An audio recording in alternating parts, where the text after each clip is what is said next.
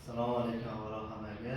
Shu Farg'ona Shokir Ahmad aka mebelchilik rivojlantirish faoliyatini rivojlantirish, olayotgan daromadni orttirish maqsadida hukumatimizga murojaat qildi. O'sha belgilangan biriktirilgan bankimiz Xalq bankiga biz hozir fuqarolar tashrif buyurib, shu faoliyatni rivojlantirish uchun o'zini band qilgan to'lovlar bo'ladi. Hozir endi 17 million o'sha imtiyozli kredit olmoqchi.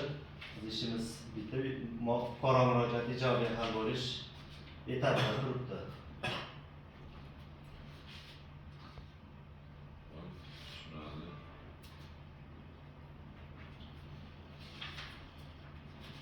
To'lov grafiklari bilan shartlar bilan tanishib chiqdingiz-a?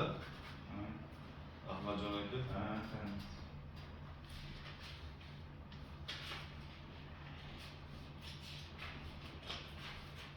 Yana bitta ilova qilinadigan joyi shu tegishliga oilaviy tadbirkorlik bo'yicha 5 millionlik kredit olib, davlatdan oldin yopsa kredit intizomi yaxshi.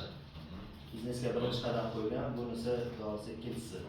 Yana ham kengaytiraman desalar, o'sha 5 millionlik olib yopgan fuqaroning nomlariga bizda moliyaviy ommabop degan kredit turimiz bor.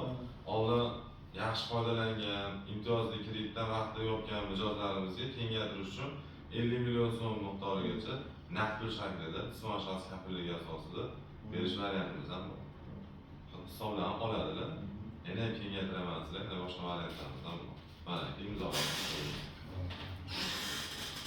Agar buni ham zo'r yopsangiz, ko'ryapsiz, internetda kattalashib, osonlashib ketyapti baribir. Keyingi paketlarda ham mana shunaqa tezlashtirib beramiz. Davriyada tursangiz bo'ladi.